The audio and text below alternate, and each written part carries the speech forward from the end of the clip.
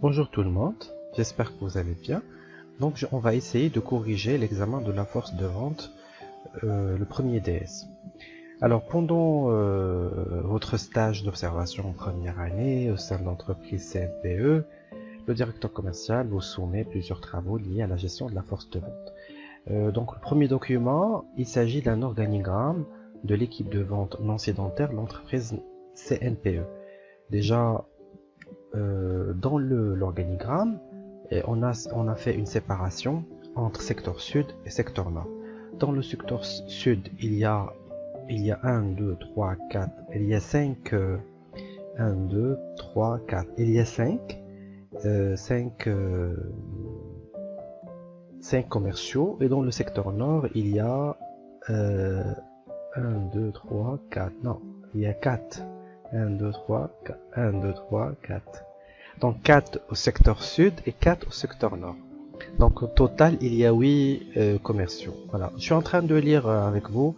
Donc le directeur de vente, c'est quoi son travail? Le directeur de vente, bien sûr, il supervise les chefs de vente. Et les chefs de vente, qu'est-ce qu'ils font? Ils vont superviser le travail des commerciaux, ils contrôlent leur travail, ils définissent leurs objectifs, donc ils suivent le travail des commerciaux. Donc sur la base du document 1 de vos connaissances, montrez que CNPE opte pour une organisation géographique. Donc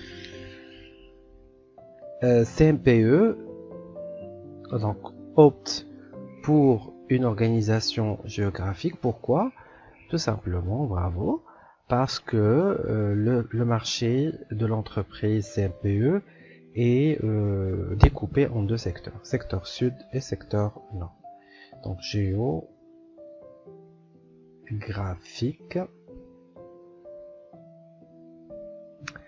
de sa force de vente. Donc CNPE opte pour une organisation. Donc après toujours avant car on met virgule, car le territoire ou bien le marché de l'entreprise, car le marché de l'entreprise CNPE est découpé en deux secteurs. Donc on va mettre 2 points, secteur nord et secteur sud. Donc on va mettre point. Donc pour moi, je vais essayer d'organiser ce travail. Voilà. Deuxième question. Citer un avantage, un inconvénient de cette organisation géographique. Donc ce qu'il faut savoir, c'est que il faut d'abord spécifier l'organisation. Donc on a dit c'est une organisation géographique.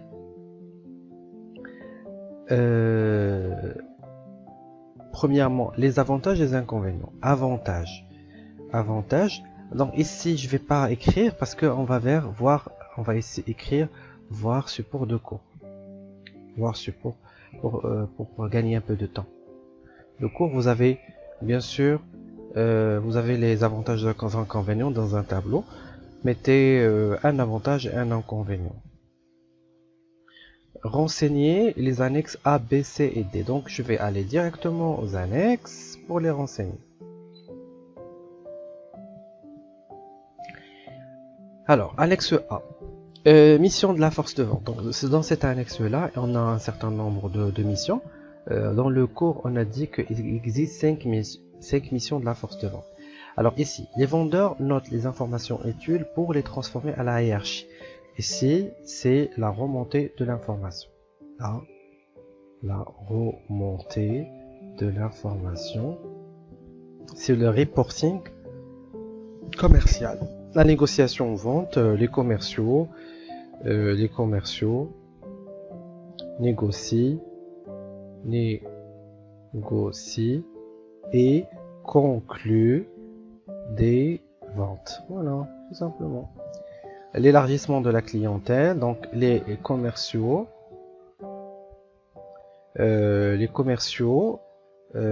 prospectent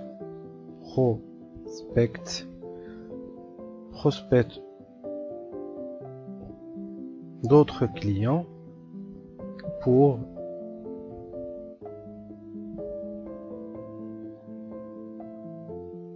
faut élargir la clientèle. Bien sûr, compte tenu du problème de l'attrition, parce que le problème de l'attrition, c'est le problème de la perte des clients. La force de vente représente l'image de l'entreprise, donc c'est la représentation de l'entreprise. Voilà. Entreprise. Voilà pour ce premier tableau. Deuxième tableau, donc on a dit que les savoirs, il existe 3 savoirs, les 3 S. S, savoir, S, savoir-faire, S, savoir-être.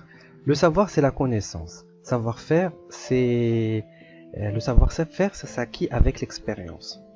Le savoir-être, ça a un rapport avec ta personnalité. Comment tu étais élevé chez toi, dans ta famille. Bah, l'empathie, c'est le fait de sentir l'autre. Le fait de sentir l'autre, l'empathie, c'est le savoir-être. C'est quoi l'empathie? L'empathie, c'est le fait de détecter les émotions de l'autre. Par exemple, si quelqu'un vient me voir, en regardant son visage, je vais détecter est-ce qu'il est indécis, c'est-à-dire mtaraddad, est-ce qu'il est khaif, est-ce qu'il a peur, est-ce qu'il est choqué, est-ce qu'il est content. Je détecte. نعرف qu'est-ce qu'il veut, il a بالي indécis, خصني كنحس ب indécis parce que عندي l'empathie. دونك غنعرف شنو هما لي زوتي اللي نخدم معاه بور نغاسوريه ونحسسو انه راه غادي ياخذ un bon produit. Voilà, c'est ça l'empathie. La connaissance du marché et du produit, c'est du savoir-faire. Parce que ما كنقراوش هادشي في المدرسة. Le savoir, داكشي اللي كنقراو في المدرسة. بحال par exemple la maîtrise ديال les langues. La maîtrise des langues, généralement كتقرا c'est du savoir. La maîtrise de logiciel, c'est généralement اللي دار ليها savoir حسبتها لي صحيحة، اللي دار ليها savoir faire حسبتها لي صحيحة. Mais c'est vraiment savoir faire parce que كنتعلموا les logiciels, les côtes actifs c'est savoir être, parce que كتسمع c'est savoir être. Savoir être, c'est-à-dire que كنتعلموا سمع وفتح. La bonne argumentation كنتعلموها في l'expérience. D'accord. Donc ici, alors force de vente déléguée, force de vente propre. Force de vente déléguée, c'est quoi? Déléguée, c'est la force de vente qui n'a pas de contrat de travail avec l'entreprise. Par exemple, les agents commerciaux et les commissionnaires. Les deux, ما كنخدموش معاهم des contrats de vente parce que contrat de travail parce que ما كيخدموش معانا. Les prospecteurs, oui, et les VRP, oui. Et bien sûr, c'est le cahier de cours ديالكم. هاد الكلمه ديال VRP سولني فيها بزاف ديال les étudiants اللي مي راه درناها. Alors, il conclut les ventes sous le nom de l'entreprise. Sous le nom de l'entreprise, c'est l'agent commercial. Il prospecte, c'est le prospecteur. Il prospecte seulement. Et aussi, le VRP, il conclut des ventes sous le nom de l'entreprise. Il travaille sous leur nom pour le compte de plusieurs entreprises, c'est le commissionnaire. Voilà. Voilà, c'est ça. Le VRP, là, c'est un commercial qui خدم معنا سميتو VRP, سميتو voyageur représentant placé. Et voilà, c'est un commercial non sédentaire. Généralement, ملي كنقولوا VRP, donc هاد الكوميرسيال كيخرج, c'est un commercial non sédentaire parce que كيخرج كيمشي يدير des visites pour les clients كيخرج. Le mot commercial, un commercial كيخدم في وسط الشركة, donc il est sédentaire. Mais un VRP, c'est sûr qu'il est non sédentaire. Un VRP, c'est qu'il est donc voyageur représentant placé. Comme son nom l'indique, voyageur parce que toujours il voyage avec une voiture et il visite les clients. Alors pour les, alors ici, taux d'attrition c'est le taux de perte de clients.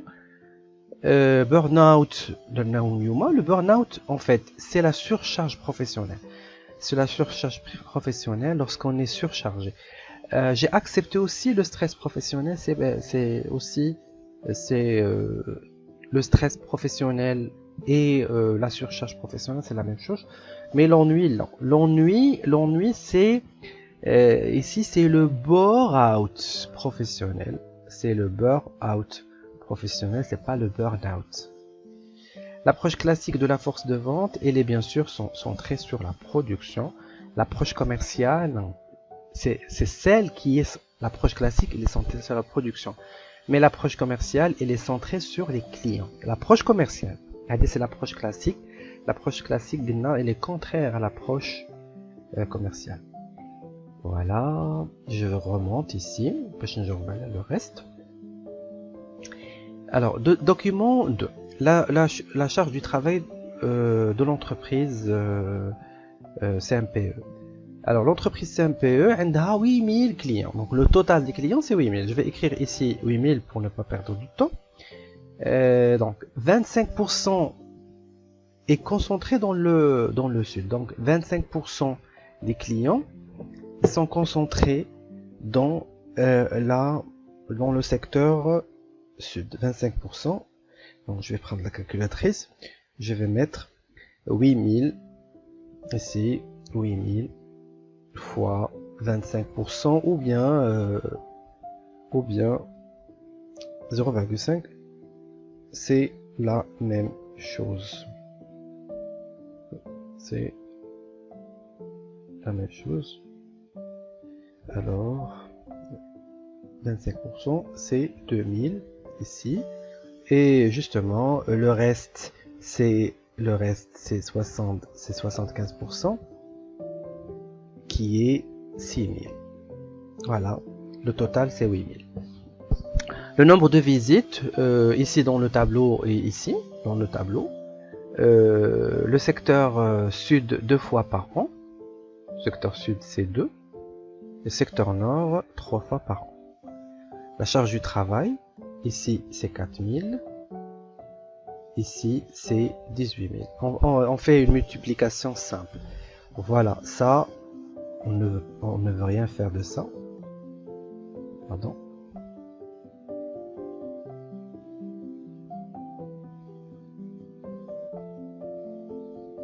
Et ça c'est 22 000.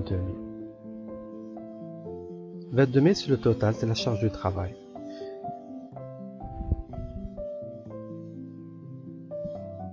Voilà. Calculer la charge du travail, c'est déjà calculé. Donc, voir le tableau, juste en bas. Calculer la taille de la force de vente de l'entreprise CMPE. Donc, la règle, c'est quoi? La règle, c'est quoi? Donc, la taille optimale de la force de vente, l'entreprise CMPE est égale. Alors, qu'est-ce qu'on a dit? La charge du travail, bien sûr totale, divisé par le potentiel du vendeur. Donc, on va faire une application numérique. La charge du travail, c'est 22 000, divisé par le potentiel, voilà, c'est le potentiel du vendeur. Le potentiel d'un commercial, il est de 2000, divisé par 2000. Donc ici j'ai divisé par 2000, j'ai pris le total et j'ai divisé par 2000, et justement parce que j'ai la même charge, j'ai le même potentiel. Donc ça va donner 11. Donc l'entreprise a besoin pour couvrir ses charges, il a besoin de 11 commerciaux. En fait, généralement tout le monde a trouvé ça. Voilà. Et je vais répondre à la prochaine question, ici. Comparer la taille trouvée avec le nombre actuel des commerciaux de l'entreprise CMPE. Comparer. Alors, il me demande de comparer. Donc, je vais prendre premier élément. Sa première action demandée, c'est la comparaison. Qu'est-ce qu'on va dire ici? Il va dire comparer la taille trouvée. La taille trouvée, c'est 11. 11 commerciaux. Et bien sûr, je vais voir ici la structure, le nombre de commerciaux qui existent dans l'entreprise CMPE. On a 1, 2, 3, 4, 5, 6, 7, 8. Donc, qu'est-ce qu'on va écrire dans la comparaison? Alors, l'entreprise, ou bien, non, la structure actuelle de l'entreprise CMPE compte, oui, commerciaux. Voilà, c'est un constat. Je l'ai constaté à partir de document 1. Et c'est signalé. Déjà, peut-être qu'on a document 1 pour aller chercher dans le document 1. Donc, le calcul, pour faire la comparaison, le calcul de la taille optimale de la force de vente, de l'entreprise CMPE fait ressortir un besoin de 11 commerciaux. Voilà, c'est la comparaison. Ressortir. Pardon. Voilà, c'est la comparaison. Alors, il me demande de commenter. Commentaire. Il me demande de commenter. Qu'est-ce que je vais dire? Je vais dire que l'entreprise CNPE doit recruter 3 commerciaux supplémentaires pour couvrir ses charges de travail. C'est normal. On a besoin de 11, alors que la structure, il contient 8. Donc, le commentaire, on va dire que l'entreprise doit recruter, recruter, c'est khedem. 3 commerciaux supplémentaires pour couvrir ses charges de travail. Donc, voilà. Alors, je vais laisser